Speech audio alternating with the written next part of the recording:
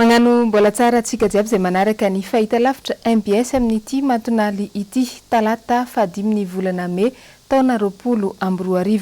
Tonga soa taon'ny fotoana ny vaovao manasanao ampanajana anaraka izany hatramin'ny farany. Araka ny efa fantatra atsika moa dia misy ny tatitra izay voaray avy eny anivon'ny CCO Covid-19 isaka ny manomboka tahaka izao ny vaovao. Tsy nahitana trangana Covid-19 vaovao aloha teto Madagasikara nanomboka omaly alatsinainy hatramin'ity androany ity. Izany hoe mijanona ho 150 ny isan'ireo olona nahitana ny tsimikaretina coronavirus teto Madagasikara nanomboka ny 7 ny volana Martsa loso teo iny hatramin'ny androany. Ny amporoa kosa ny isan'ireo sitrana izany hoe tafakatra 100 ny isan'ireo olona izay janga tamin'ity aretina Covid-19 ity. 50 izany hatramin'izao no isan'ireo olona izay mbola marary manaraka fitsaboana eny anivon'ny hopitaly amin'izao fotoana izao. Fa vaovao makasika ny politika no andeha anboatsika ny anatin'ny vaovao. Nosokafana tamin'ny fomba ofisialy androany ny fivoriana ara-potoana voalohany ho an'ny antenimieran-doolona sy ny antenimieram-pirenena izay maharitra 30 andro. Etsy amin'ny CCI Ivato no anatanterahana n'ity fivoriana ity ho an'ireo mpanao lalàna eny anivon'ny lapam-panjakana eny Tsimbazaza. Tahaka izao ny fanadihadiana momba an'izay. Eny amin'ny hotely lehibe eny Ivato ao amin'ny CCI no anatanterahana ny fivoriana ara-potoana voalohany atrehan'ny mpanao lalàna eto Madagasikara mandritra ny iray volana amin'ity taona 2024 ity. Ankoatra ireo izay tsy afaka tonga teny an-toerana noho ny antony tsy azo nanoarana, niantrana teny avokoa ny solombavambahoaka lany tamin'ny anala ny antoko tiako Madagasikara. Vonona ny hiatrika ity fivoriana araka ny voafaritry ny lalàna ity izy ireo. Manany amin'ny mety fiantraikana izao famondrana toerana ny anaovana ny fivoriana ara-panjakana izao anefa ny solombavambahoaka ny antoko tiako Madagasikara. Assemblée entina tamin'ny hotely fa nihafahafa be ihany izy atiana hopitaly izy zany. Aminay zany izy hoe ngady sisy toerana anankiray ohatra ka azo hotely izy mba tsy hotely nanaovana azy. Afaka mifandamina tamin'ny Sénat malalaka be ny trano. Zay dake amin'ny 50 ny eo malalaka be dehibe mba atao amin'ny trano-panjakana no natao. Fa etianao zany tsy haiko izy hoe inona marina izy hoe tena efa tsy manaja lampanondrenana tsony ve le malagasy satria voatonona anatin'ny lampanondrenana hoe ny toeram-pivorian'ny député dia ao Tsimbazaza ny lapan'ny Assemblée nationale. Fa tsisy milaza hoe rehefa may amin'ny mamay azy io nge azo nafindra tany natao hoe androany ohatra natao tao dia mba rahapisonay ny Sénat ngamba miteny hoe aty amin'ny lapam-panjakana io sampanao lalàna zany anankiroa mba tany mba hevitra natao. Fa liaka ty Ivato ny maso zao zao dotra ny hafahafa be hoe fa hoana no mbola tsisy zany député nifina na amehany io na tsy amehany io fa hita hoe amehana. Zay no azo lazaina an'ilay zany fa zay moa vonona hiatrika satria rehefa hiretetao zavatra omena dia vonona ny député hiatrika an'io. Député tim manontolo zany tsisy akanavaka hiatrika an'io hoe inona zava-misy eo. Isan'ny teboka lehibe ao anatin'ny lahadinika mandritra ny fivorian'ny mpikambana ao anivon'ny antenimieram-pirenena ny momba ny volavolan-dalanana sy pantsina mifeny teti-bolam-panjakana ampiasaina amin'ity taona 2024 ity. Ny mahakasika ilay volavolan-dalàna laharana 40 tsipika 7 sy 2 momba ny agriculture biolojika eto Madagasikara. Ny fandaniana ny didy tsy volana laharana 4 tsipika 20 sy 2 izay navoaka tamin'ny 12 febroary 2024. Tafiditra ao anatin'ny lahadinika ny fivoriana ihany koa ny fifidianana izay isolo ny toerana banga eo anivon'ny CENI ary ny fiaonana amin'ny maso vavahiny sy ireo mpisehatra tsy miankina eo amin'ny toe-karena eto Madagasikara. Anomboka rahampitso amin'ny 150 sasany fivoriana voalohany ny solombavambahoaka ao aorian'ny fivorian'ny biro maharitra. Eo amin'izay vaovaon'ny politika izay atrano andeha ho tohizatsika nanomboka tamin'ny androany ariva ihany koa tamin'ny 5 ora teo ny lanonam-panokafana ny fivoriana ara-potoana voalohany amin'ity taona 2024 ity tetsy amin'ny lapamaitso ny Anosikely izay misy ny antenimieran-doolona.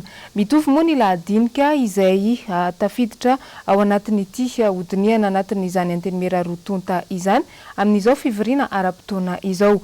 Asin'Andre Malala no mitatitra ny andindinin'izay eo amin'ny sarin'ny Tokira Marolahy.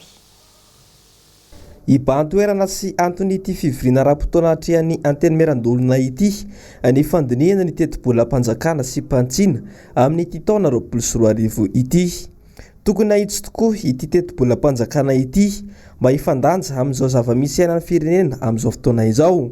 Na ao anatin'ny amiana ara-pahasalamana aza isika dia tsy tokony hivoana amin'ny lalana velona eto Madagasikara, indrindra ny fampiasam-bola amin'ny adatao amin'ny coronavirus. Raha hiady hevitra zao tsisy miteny tsy mahazo miady hevitra ianao satria avelan'ny lalàna ianao parlementaire ty débat parlementaire fa ianao zany mitondra ny fitondran-tenanao hoe any amin'le maika ve io sa any amin'le mampakaleon'ny olona mety mbola ilaina foana zany indrindra zany eo amin'ny ataoko hoe ny lahadinika indray zany anjaran'ny gouvernement sy zahay président sy ny pro-permanent no mijery an'izay hoe reto aloha ny lara-pahamehana zavatra zay tinia sy hoe inona no mety ilaina kokoa zao eo amin'ny fitsinjovana an'izay fiatraikan'io fepetra zay miraisitsika ireo ary ahoana ny rehefa kelikely amin'ny zavatra zay atao dia izay nefa tsy maintsy hita misy ny vola miditra misy ny fanovana an'izay ataoko hoe ny zavatra maika kokoa ary misy ny fijerevana ny eneriana kokoa tsy maintsy hita taratra zay anisan'izany zao fampidirana anatin'ny loi de finance an'ireo vola azontsika ireo zay satria tsy maintsy feheziny lalàna tsy maintsy tsy azo hoe voaraina ny banque mondiale dia tonga dia ampiasaina fa misy fepetra manaraka an'izany. Ahatra 12 andro moa ity fiam-potoana ivorian'ny anteny mera rotonta ity. Raha izay ny mahakasika ny vaovaon'ny politika eo amin'ny lafin'ny fitaterana sy ny fifamoivoizana kosa nanao fanambarana ny UCTU tamin'ny omaly fa hijanona tsy hiasa ny fiara-pitatitra rehetra nanomboka tamin'ity androany ity satria mahatsiaro maty-antoka manoloana ny fanapahan-kevitra izay noraisin'ny fanjakana.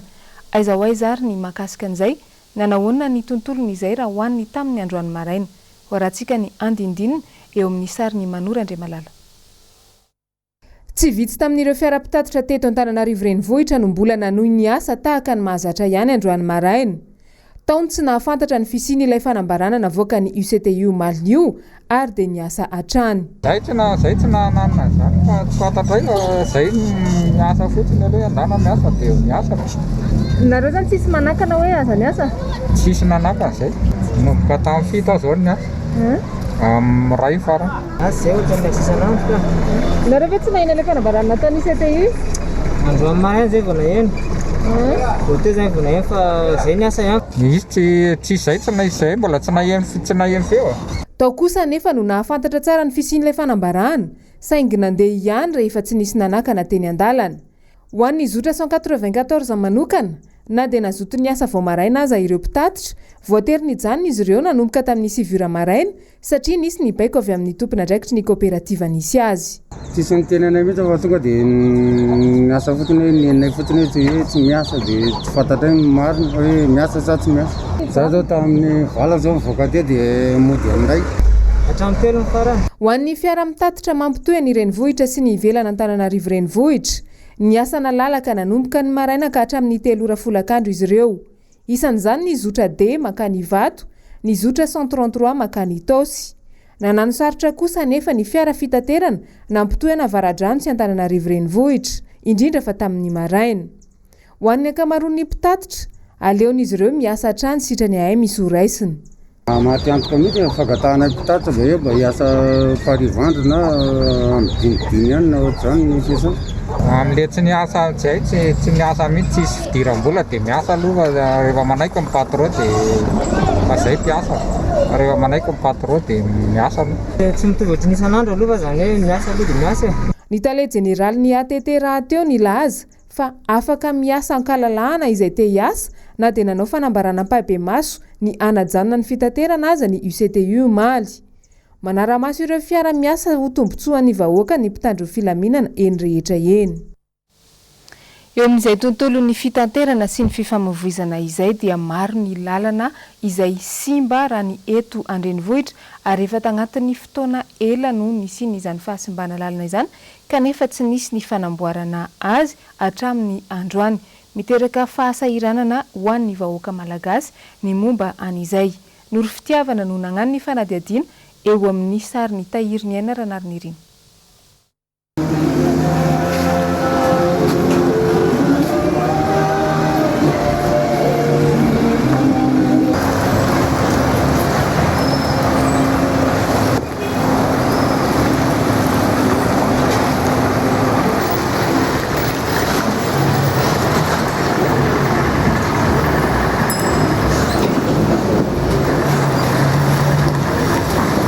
izao hita amin'ny sary izao ny aratsy ny lalana eto andrenivohitra ny lokalokerina nefa ny fitondrana fa ovitaina amin'izao vanim-potoan'ny fiboana izao ny lalana eto an-tanan-dehibe tsy arakarak'izay nefa ny zava-misy mbola maro ny toerana ahitana lalan-dratsy izay tena efa mampikaikikaiky ny vahoaka anisan'izany eny amin'ny 7 hektara Vatobe Andotapenaka. Le gokagoka kely ohatrany abeana zinga ihany ny tapenany ralaha fa le lavaka be tsy ataony. Fahitako an'le fomba fiasa ohatran'ny mbola tsy mandeha le fampandrosoana dradradradraina. Publicité ana Covid organique zao no nalaza be tao amin'le fanambarana fa tsisy mihitsy azafady fa tsy vita le lalana nampanantenana. Zao nieritreritra hoe efa tsara be le lalana satria zay nody tany ambavora tamin'ny confinement iny mba amboary le lalana ary filofa de variana mandainga fotsiny eo. Tsy hoe misy fanarenana ve sa ahoana? Io zao tsika raha mahita lalana fa tena simba tanteraka mihitsy. Io ratsy be fa hatramin'ny fahavaratra io zao no simba ohatran'io. De rehefa miala indray ny orana de vovoka be. Ohatrany tamin'ny kabaron'ny filoha iny zao nisy an'le hoe amboarina manararaotra manamboatra ny lalana hono izy rehefa ao anaty confinement fa ateto aloha mbola io zao ny eo zao mbola tsy vita izy. Ny mpamily ny mpivarotra amoron-dalana ny tena manana olana eo amin'izay faratsin-dalana izay. Araka nambaran'ny olona sasany, vokatry ny fivakisan'ny fantsondrano jirama no nampitosaka isan'andro ny rano raha ny eto amin'ny arabe 7 hektara Vatobe manokana. Roa volana zay, fotika foana nefa le jirama jery eo de manamboatra kely fotsiny izy de lasa de rapitso potika ihany. Fetraikely izy le eo le fivizan'le famoivozan'ny olona zany sahirana be sady zay pesapesa manahirana be zany. Korsa ray zao tsy hita amin'izao. Indraindray tsy hita, indraindray tsy mitondra mody. Korsa ray ny hita. Fa taloha mba nisy kely korsa 3-4 zany taloha. Ny flame block tsy maharitra herinandro de misimbako. Ny train avant nefa vidina train avant amina million. Ny client koa maty le taxi motoko. Reny koa tokony mba jerena akaiky ny momba an'ireny fa ny zalana 3 arivo raha hoetany. Nefa zay mandopa tanty assurance ohatr'izany. Fa eo amin'ny tontolo ny fampianarana kosa nandeha no izantsika ny vaovao amin'ity androany ity. Anisany ny sedra olana nandritra ny fiboana ny tontolo ny fampianarana, anisany izany ny teto Madagasikara. Mpianatra mahery ny 7 tapitrisa no voatery ny ato tamin'izany fampianarana izany. Vaovao tanteriny Jessica Miray sy Tokira Marolahy. Betsaka ny fatiantoka sy ny fiatraikany ratsy no ny valanaretana Covid-19 maneran-tany. Isan'izany eo amin'ny sehatra ny fampianarana.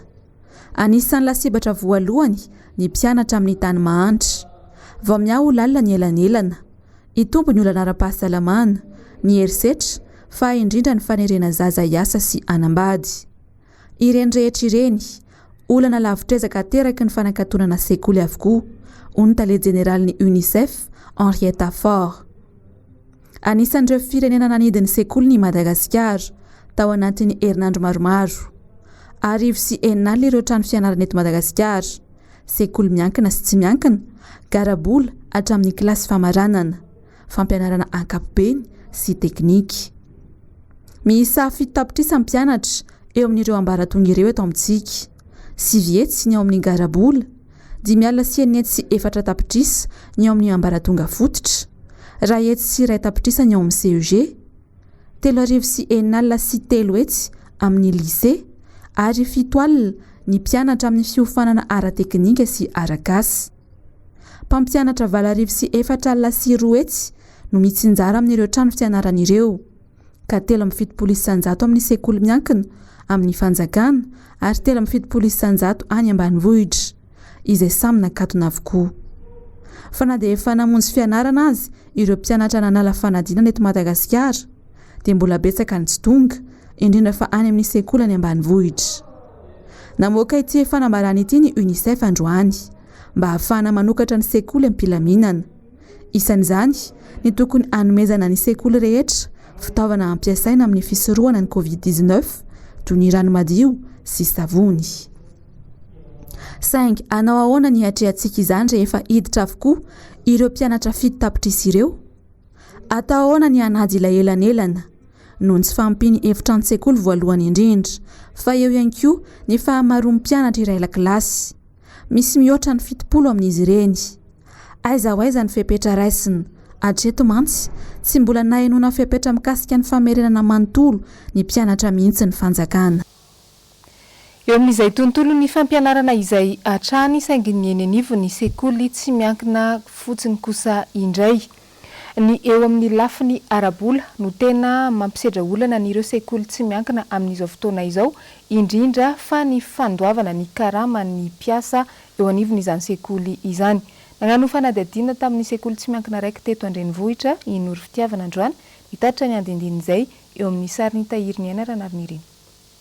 Manana ny fepetra manokana ny oniov'ny sekoly tsy miankina iray eny amin'ny fokotany ankasiny eo amin'ny fandoavana ny karamany mpampianatra.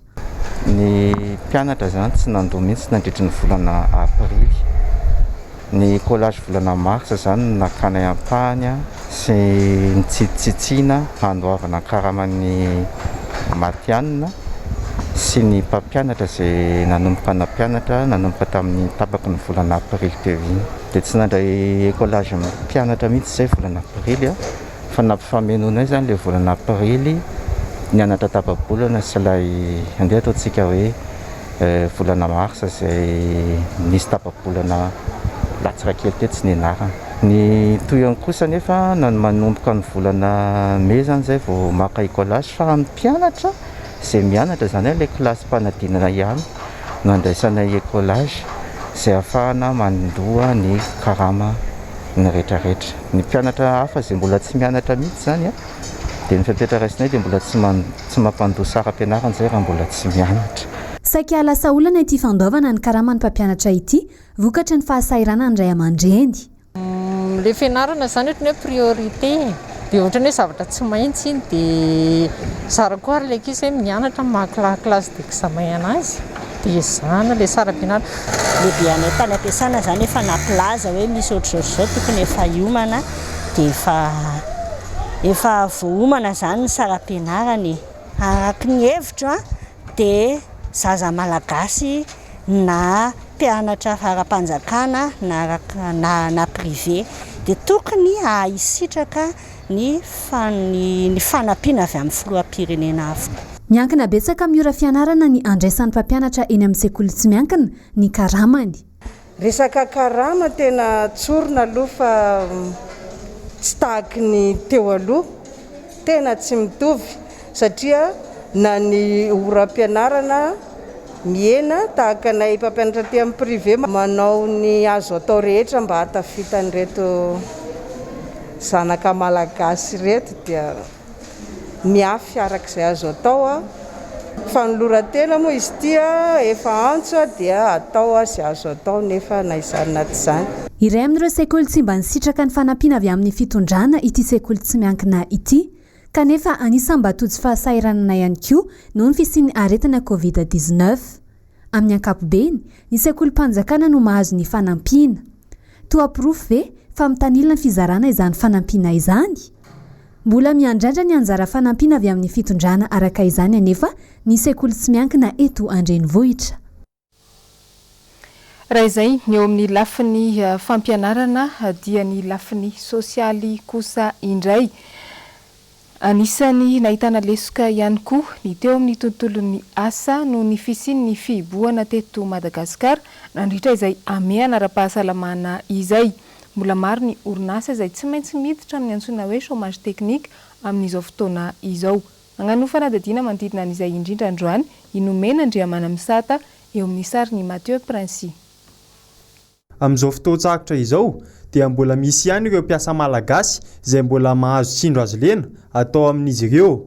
Raha teny amin'ity orinasa ity dia toy izao ny zava-nitranga. Tsy nisy ny fampandrenesana anay na nampivorianay fa tonga ny latsinay dia mivory teo daholo ny londoa ampisorona ny mpiasa birao ny superviseranay ny sefinay. Tonga ny tamin'ny 12 nisy lisitra mivoaka hoe reto olona reto mivoaka chômage teknika mandritsa ny enim-bola natapaka ny karamany. Dia nangataka tamin'izay hoe farafaratsiny omenareo dia misalery izay mandra-pahatonga ny simo. Dia ny teninay izay hoe raha tena chômage teknika marina ary omeo taratasy manambara fa hito ny société dia mivoaka chômage reto olona reto. Dia ny teny izy ny société tsy fahita izy fa mihodina fahamenona ny orinasa hafa. le ancienneté ohatran'ny anay zao maromaro zay efa misy raiky amby folo taona niasana misy 3 taona nefa ny voanisy voaniditra vao ataontsika hoe afaka 3 volana voaniditra de ireo tsy ajanony fa zay reto najanony. Manao antsoavy amin'ny fitondram-panjakana ireto mpiasa ireto araka izany mba hijerena azy ireo manokana. Jereo ny vahoaka majinika anao fa tena ataon'ny olona didy jadona fotsiny anaovany ny didiny Besandry sy tsindry azo lena mahazo anay. Jaly tena mijaly zay raha hoe embolana zay tsy tady mihitsiny. Matsiaro zay hoe ho faty raha hoe tsy sakafo. Enjian'ny tompontrano zay amin'ny ofatrano raha tsy andoha ofatrano. Ny vidin-jiro nefa aminay ireo dia misy koa nefa mbola nana amin'ny banky vola. Ahoana ny fomba nefana vola amin'ny banky raha janonao antonao amin'ny asa zay ka mitaky zay nefa nyzoanay. Todika aminao manokana zay ndray matofo loha enao manao hoe tokony tsisy fandroahana mpiasa amin'izao fotoana lalovantsika zao crise zao mangataka manokana zay mba hijerevana anay ary ireglena ny problème anay farany zay aingana. Mangataka aminao zay ry filoham-pirenena jainy mba jereo zay vahoaka majinika ry PDG mba jereo zay mpiasa majinika ataovy ipeo ara-dalàna ny izoanay mba hahafahanay miaina tsara na tsy asa atao amin'ity société tsinotsiny azy zay. Vaovao mahakasika ny toe-karena sy ny fizahantany kosa no andeha nohizantsika ny vaovao amin'ity arivariva ity. Namoaka fanambarana androany ny Confédération ny fizahantany eto Madagasikara magnano antsovonjy izy ireo amin'ny fanjakana satria tandindomindoza ny sehatry ny fizahantany manoloana ny zava-misy ankehitriny. Jessica Miray no mitatitra ny andindinin'izay eo amin'ny rindran-tsary ny Andry Rakotomalala. Androany fadimy ny volana May no nivoaka ity fanambarana avy amin'ny Confédération ny fizahantany eto Madagasikara ity. Raha ny ny kabary ny filoham-pirenena izahay hoy ity fanambarana ity dia tsy mba naheno mikasika ny sehatra tsy miankina mihitsy indrindra ny tontolo ny fizahantany. Efa betsaka amin'ny fikambanana anefa no voatery nandefa chômage teknika ireo mpiasa tao aminy. Ankehitriny izahay dia manao antsoavo amin'ny fanjakana satria tsy manana andoavana ny karamanmpiasa intsony izahay na dia efa niezaka ihany aza tao anatin'ny 20 andro izay. Ny sehatra manara-dalàna nefa hoy hatrany ity fanambarana ity dia anisany mandray anjara mavesatra amin'ny fandoavan-ketra izay nahafahan'ny fanjakana nampandendra rany. Ny sehatra manara-dalàna ihany koa no miantoka ny karamana olona mahery ny 4,000 sy 4 alina. Manoloana izany dia nandroso vahaolana 3 ny Confédération ny fizahantany amonjena aingany ity sehatra ity ka voalohany ny tokony hitazomana ny asa, ny fanohanana ny fanjakana ireo orinasa ary fanohanana ny fivoarany tsena. Tena tandindomindoza amin'ny lafiny rehetra ny fizahantany satria 4,000 sy 4 alina ny asa mivantana avy amin'ny Confédération ary mahery ny 3 hetsy ireo asa tsy mivantana. Izany hoe mahery ny 5 hetsy sy 1 tapitrisa no indray voakasika. Eo amin'ny vaovaon'ny fahasalamana kosa no andesintsika manohy ny fotoana ity androany ity. Nanatona ireny orinasa sy laboratoire mpanodina ravin-kazo ho lasa fanafody ireny ny mpanao gazetinay androany nanontany ny momba ny fandraisana fanafody mandritra n'izao vanim-potoana mampirongatra ny aretina eto Madagasikara izao. Tahaka izao ny fanazavana nandesiny manampahaizana raiky manodidina an'izay. Fanadidina tateriny Asin'Andriamalala sy Tokiramarolahy. Vanim-potoana tena mampirongatra ny aretina maro isan-karazany ny vanim-potoana iainantsika eto Madagasikara amin'izao fotoana izao. Ny tena zava-doza dia ny fiparitahan'ny coronavirus sy ny dengue ary ny peste sy ny aretina maro samihafa. Amin'izao vanim-potoana mangatsika toy izao tokoa mantsy no hiparitahan'ny virus ka mila mitandrina mafy ny tsirairay. Fahazaran'ny malagasy ny manao dokotera tena sy mitsabo amin'ny alalan'ireny karazana tambavy sy ny maro hafa ireny ary malaza amin'izao fotoana izao ny artemisia kanefa misy ny fepetra tsy maintsy arahana amin'ny fihinanana azy sy ny fampiasana azy ireny. Ka ny zava-dehibe dia le dosage. Io zany misy fetrany hoe tia tokony hoanina amin'io isan'andro dia mandritry ny zao andro zao. Tsy azo atao koa hoe bon hihinana an'io anao dia hihinana an'io foana.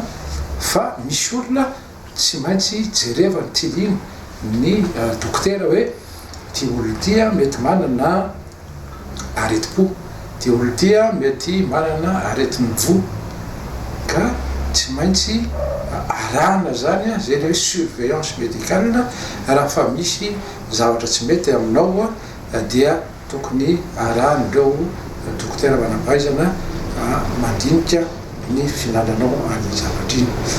Ny tena tsara indrindra araka izany dia tsy misy afa-tsy ny fanatonana mpitsabo raha toa ka misy ny tsy salama fa tsy tokony onona fotsiny amin'ny fanaovana dokotera tena.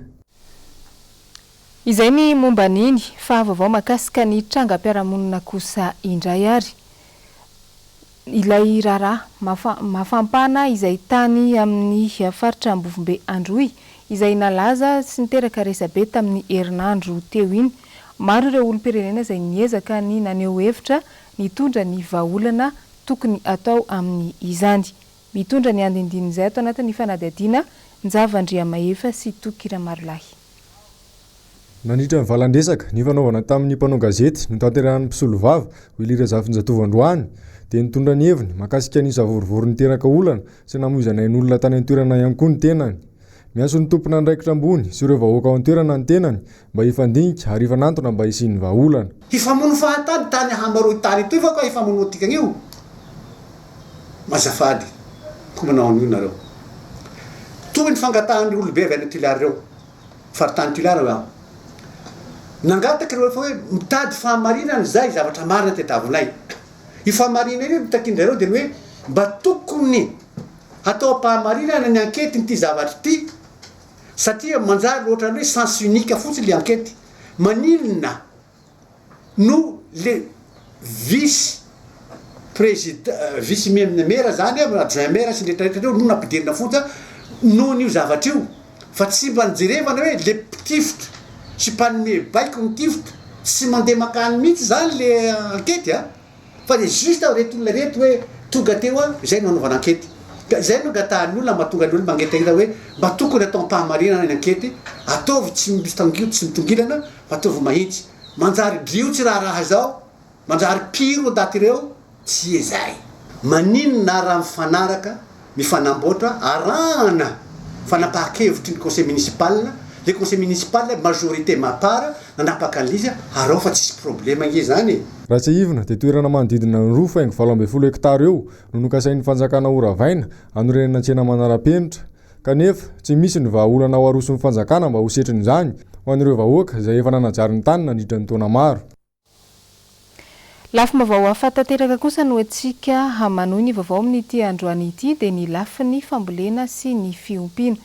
Misedra olana tanteraka ary manao fitarainana amin'ny fitondram-panjakana ihany koa ireo mpisehatra eo amin'ny tontolo ny fambolena sy ny fiompiana noho ny fisiany izao fiboana vokatry ny ameana ara-pahasalamana izao. Misy fiantraikany betsaka amin'ny vidiny sy ny fatra ny vokatra manko izany rehetra izany. Nomena Andriamana Misata sy Mateo Prince no mitatitra ny vaovao.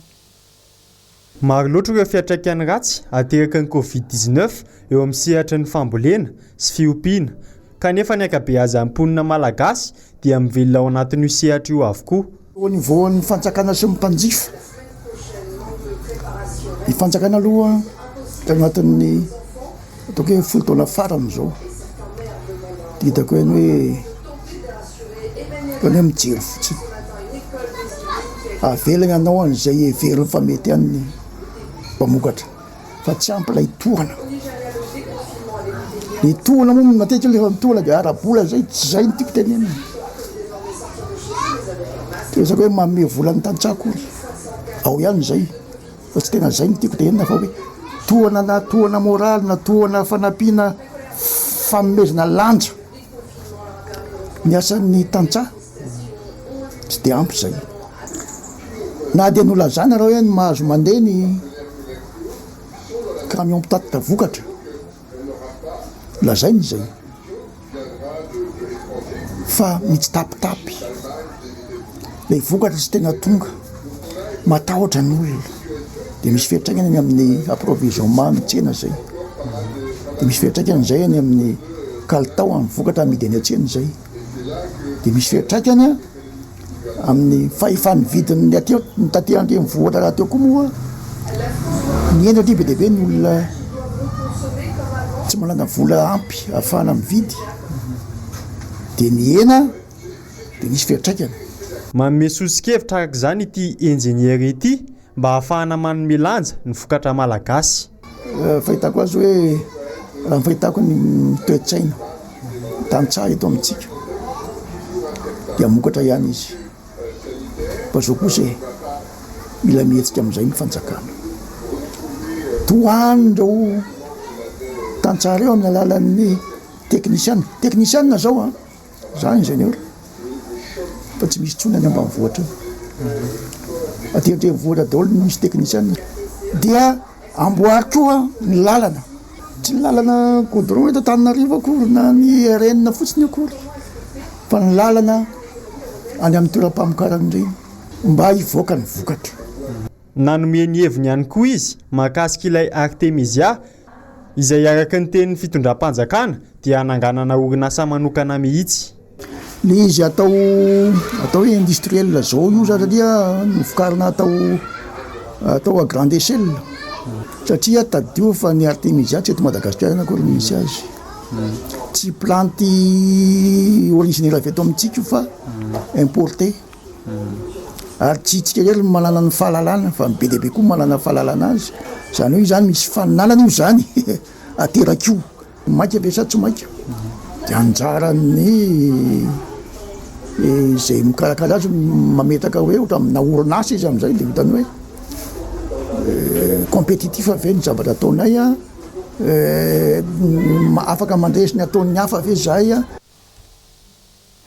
Vaovao mahakasika ny tontolo ny fanaovan-gazety kosa iarahantsika mahafantatra fa voatsela izay no nankalazaina ny fahatelo ny volana May izay andro eran-tany ho an'ny fahalalan'ny asa fanaovan-gazety. Tamin'ny fomba niavaka no nanamarian'ireo mpanao gazety tany amin'ny faritra Atsinanana an'izany fizarana arovava 4,000 no etsika no safidian'ny mpanao gazety tany amin'ny commune Toamasina faharoa no nifantohan'ny etsika mba ho fitsinjovana ireo mponina tsy afaka misitraka ny arovava hatramin'izao. Anisan'ny faritra nahitana voalohany tsinkaretina coronavirus moa niaraka tamin'ny faritra Nalamanga, ny faritra Atsinanana ka izay no nahatonga ireo mpanao gazety tany an-toerana nandray izao fanapahan-kevitra izao. Ankoatra izay dia ny iray fo tamin'ny mpanao gazety manerana ny nosy ny amin'ny mahazava-dehibe ny firaisan-kina mba ho fanamafisana ny fiarovana ny fahalalahany asa fanaovan-gazety ireo mpagnano gazety tany Toamasina. Izay ny momba niny fa eo amin'ny vaovao iraisam-pirenena kosa indray. Tsy mbola afabela amin'ny Covid-19 ny any Etazonia hatreto. Tafiakatra hatramin'ny 1000 hatrany ireo maty ao anatin'ny 420 ora monja. Ahina hahatratra 3 alina sy iray hetsy aza izany hatramin'ny volana Aogositra hoy ny manam-pahaizana ao amin'ny Universiten'i Washington. Waratsika ny andindin'izay tateriny ny Njavandriamahefa eo amin'ny rindratsary ny Andra Kotomalala.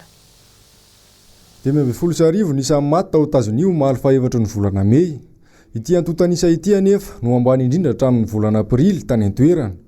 Mbola ho lavitra ny ady anefa ho an'ny zareo Amerikanina hoy ny manam-pahaizana avy eo amin'ny Université Washington. Ahina hatratra hatramin'ny 5,3 alina sy iray hetsy izany hatramin'ny faha-4 ny volana Aogositra izao. Ny fidirana amin'ny déconfinement tsy voahomana no antony izany hoy hatrany ireo manam-pahaizana. Atao anatin'ny herinandro avy aza mety hiverina hiakatra be indray ny tahan'ny valanaretana ao an-toerana. Vinavinaina hiakatra hatramin'ny 2,000 isan'andro nisan'ireo marary amin'ity faran'ny volana ity raha 5,4 alina isan'andro izany amin'izao. Noho izany ny volana Jona dia mety ohatra ny 1,000 nisan'ireo maty. Na izany aza miankina betsaka amin'ny tsiraray ny mety ho fivoaran'ny valanaretana ao arian'ny déconfinement. Saingy raha ny fandinihan'ireo manam-pahaizana ho ratsy ny fisehon'ny déconfinement aux États-Unis. Tato ato efa betsaka amin'ireo Amerikanina no tsy manaraka intsony ireo geste barrière araka ny hita tamin'ny findain'izy ireo. Efa betsaka amin'izy ireo koa no mandehandeha tsy manaraka intsony ny fihibohana. Iny ihany koa no nandesintsika namarana ny vaovao tamin'ity niany ity mankasitraka anao nanaraka izany hatramin'ny farany. Mametraka ny veloma samy tsara ao amintsika jiaby ny tenako amin'ny manaraka indray. Samy mandry mafo aby antsika jiaby tombo kilasy tombo vavy.